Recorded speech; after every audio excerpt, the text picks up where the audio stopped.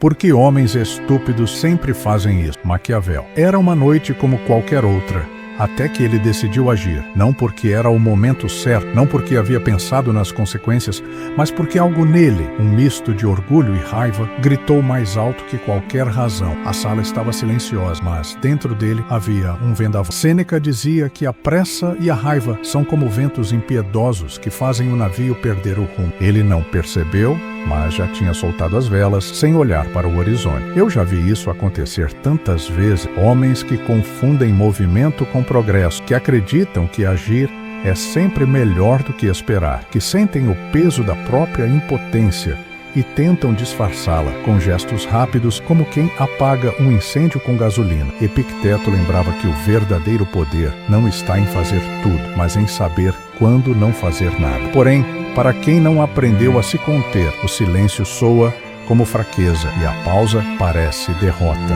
A cena poderia ser um tabuleiro de xadrez. Ele, com as mãos firmes, mas a mente turva, decide sacrificar a rainha no calor do momento. Não vê que no jogo inteiro cada peça é consequência e que uma jogada impensada é como abrir a porta para o inimigo entrar, não de repente, mas lentamente, até que ocupe tudo. A vida também é assim. Cada decisão precipitada é um degrau que nos leva a um lugar de onde será mais difícil voltar. O mais curioso é que por trás desse impulso existe um paradoxo. Eles agem como se soubessem exatamente o que estão fazendo, mas, no fundo, se agarram a uma espécie de cegueira voluntária. Não querem ver o tabuleiro todo, não querem perceber que talvez seja mais inteligente perder um turno do que perder o jogo. É mais fácil contar a si mesmo que foi corajoso do que admitir que foi imprudente. Então eu me pergunto, e talvez você também precise se perguntar, será que é burrice? Ou é simplesmente o medo de encarar o próprio reflexo no silêncio? Porque às vezes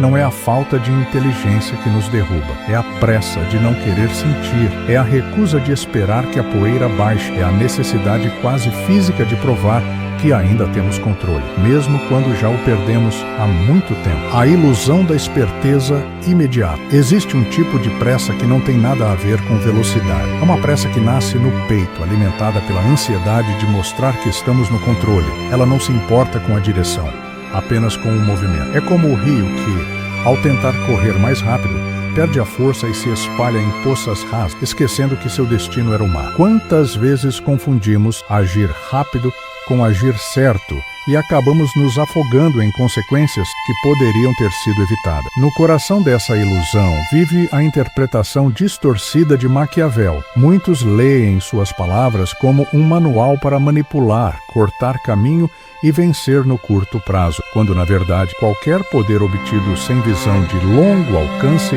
é apenas areia escorrendo entre os dedos. É fácil acreditar que um golpe certeiro, uma frase cortante ou uma manobra silenciosa é prova de inteligência. Difícil é perceber que esses atalhos custam caro. Imagine a cena. Um homem sente que foi desrespeitado no trabalho. A raiva se mistura com um orgulho inflamado. E em poucos minutos ele envia um e-mail duro com palavras afiadas como lâmina. No instante em que aperta enviar, sente uma breve euforia. No dia seguinte, encontra apenas portas fechadas e olhares evitados. Aquela vitória rápida, aquele momento de agora eles me respeitam, se transforma em semanas de isolamento silencioso. Sêneca dizia que o tempo revela o que a pressa esconde, e quando a pressa governa, o que parecia vitória se mostra derrota lenta e inevitável. Essa é a armadilha mais sutil, achar que agimos com esperteza quando na verdade só reagimos ao medo de perder o controle. A esperteza imediata é como o fogo que aquece as mãos no inverno e, sem perceber,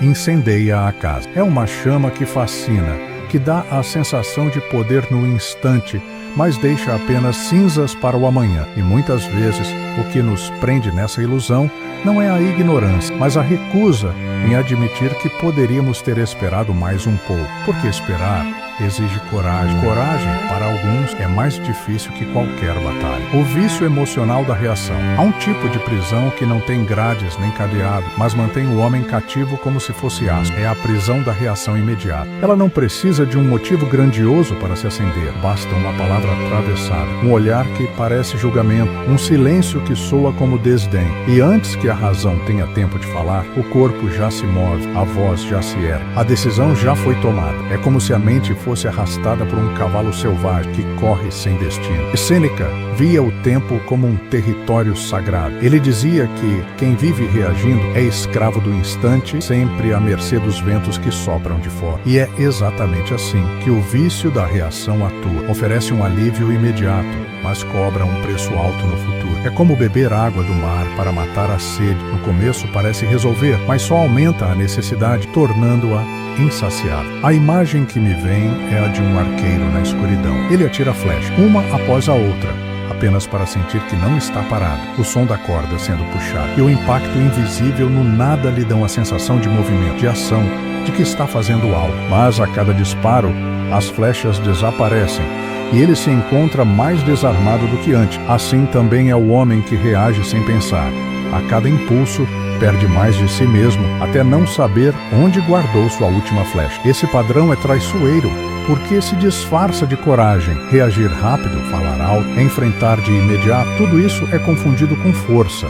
Mas, na verdade, é um contrato silencioso com a própria impulsividade. Um contrato que promete alívio agora e entrega arrependimento depois. E a maior armadilha é que esse arrependimento, para muitos, não se transforma em aprendizado, mas em combustível para a próxima reação impensada. Epicteto lembrava que não é o que nos acontece que nos fere, mas a maneira como escolhemos responder. O vício da reação é exatamente isso. A negação dessa escolha é viver como se cada provocação fosse um comando e cada incômodo uma ordem. É viver obedecendo ao que nos irrita, em vez de comandar a própria vontade. E talvez, no fundo, a maior perda não seja o que estragamos lá fora, mas o território interno que abandonamos cada vez que entregamos as rédeas ao ímpio. O silêncio é, para muitos, um peso insuportável. Ele parece oco, vazio, como um corredor longo demais para atravessar. Mas, na verdade, é nele que mora a força que muitos procuram nos gestos. Há batalhas que não se vencem com espadas, mas com a decisão de mantê-las embainhadas. Esperar não é inércia, é estratégia, é guardar munição enquanto o inimigo se desgasta sozinho. Lembro de um episódio em que a pausa foi mais poderosa que qualquer palavra. Uma negociação acalorada, vozes erguidas e no centro dela, alguém que optou por não responder. Os outros se exaltavam, empilhavam argumentos, se enredavam na própria fúria. Ele permanecia quieto, olhando o horizonte pela janela. Quando finalmente falou, o clima já havia mudado. As palavras dele entraram num terreno já enfraquecido pela exaustão alheia. Foi como plantar sementes num solo que a tempestade tinha acabado de amaciar. O problema é que, para muitos homens, essa quietude é vista como fraqueza, como se a ausência de reação imediata fosse sinal de medo ou submissão. É aí que se perde o sentido do poder. Marco Aurélio, em suas meditações, lembrava que não fazer nada pode ser, muitas vezes, o ato mais ativo de todo. A pausa estratégica é como uma muralha invisível. Não se vê, mas ela impede o avanço do que poderia nos destruir. Pense no mar durante uma tempestade. Ele não se levanta contra cada onda. Ele cede, recua, deixa que a força se dissipe antes de devolver a sua. Quem luta contra tudo o tempo todo se quebra. Quem espera permanece inteiro. A pausa não é a ausência de ação, é a escolha deliberada de agir no momento certo. O silêncio que poderia ter salvado está em cada situação em que a resposta saiu rápido demais. Ele está no olhar que desviamos, na frase que engolimos tarde demais, na mensagem enviada antes da reflexão. E talvez o que mais doa não seja o que aconteceu por termos falado, mas o que poderia ter acontecido se tivéssemos aguardado um pouco mais. Porque no fundo, o silêncio é como uma ponte. Ele pode parecer longo e incômodo de atravessar, mas leva a um lugar onde ainda temos escolha. Como quebrar o ciclo da burrice repetida. Repetir o mesmo erro não é apenas questão de falta de inteligência. Muitas vezes é uma forma de hábito emocional, um caminho tão trilhado que já conhecemos cada pedra, cada curva. É como andar descalço por uma estrada de cascalho. Sabemos que vai doer, mas a familiaridade é quase confortável. Romper esse ciclo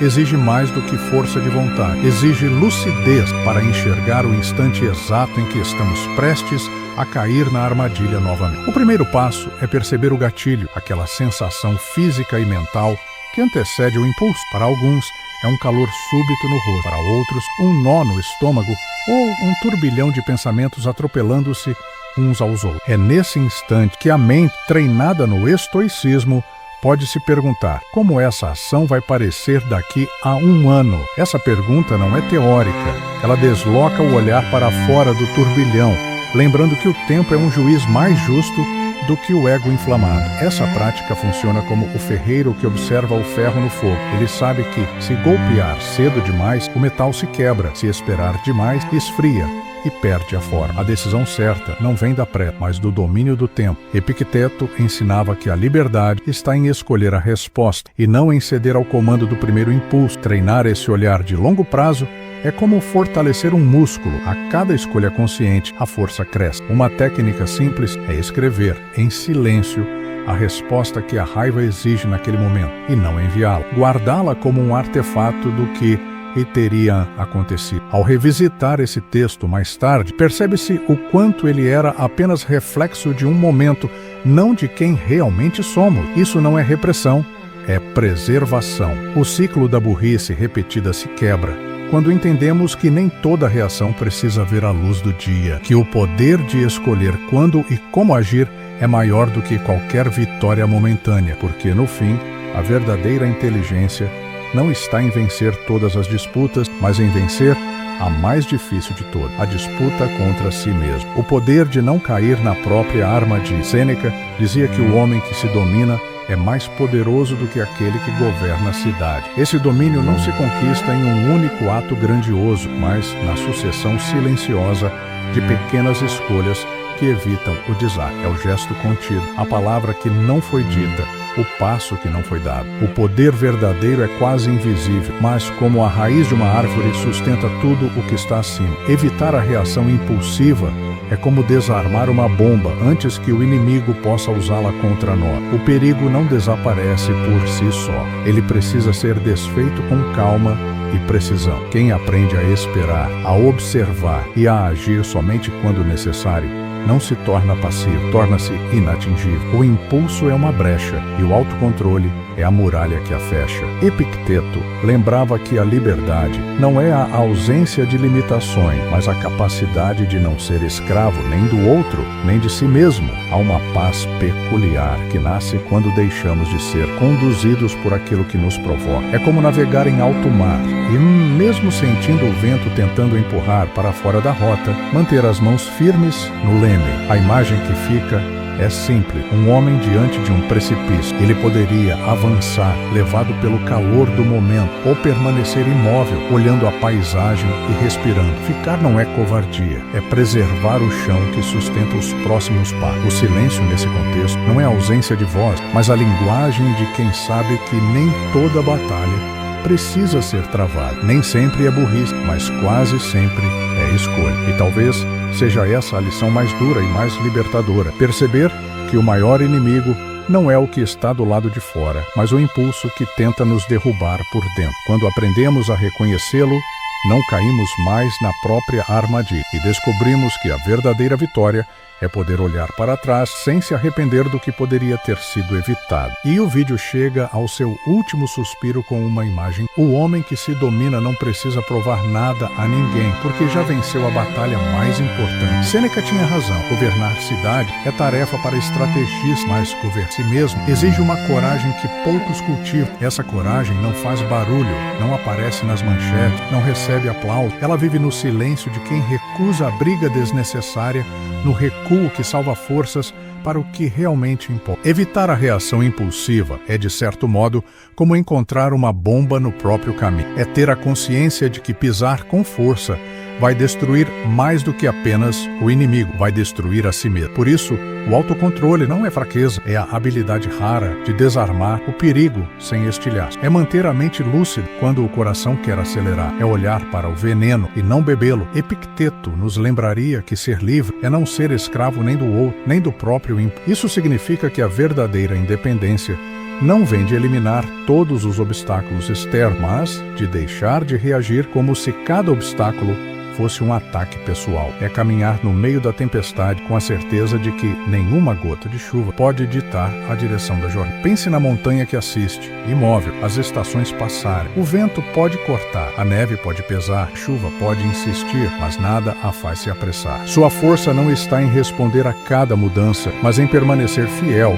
à própria forma. Assim também é o homem que aprendeu a esperar. Ele não é lento, é deliberado, não é frio, é inteiro, nem sempre é burrice, mas quase sempre é escolha. Essa frase não é acusação, é um espelho, porque quando reconhecemos que escolher é um poder, a pressa perde seu encanto e o impulso deixa de mandar. E é nesse momento, e apenas nesse momento, que descobrimos que o maior triunfo não é vencer todos os combates, mas vencer a si mesmo antes que a batalha comece.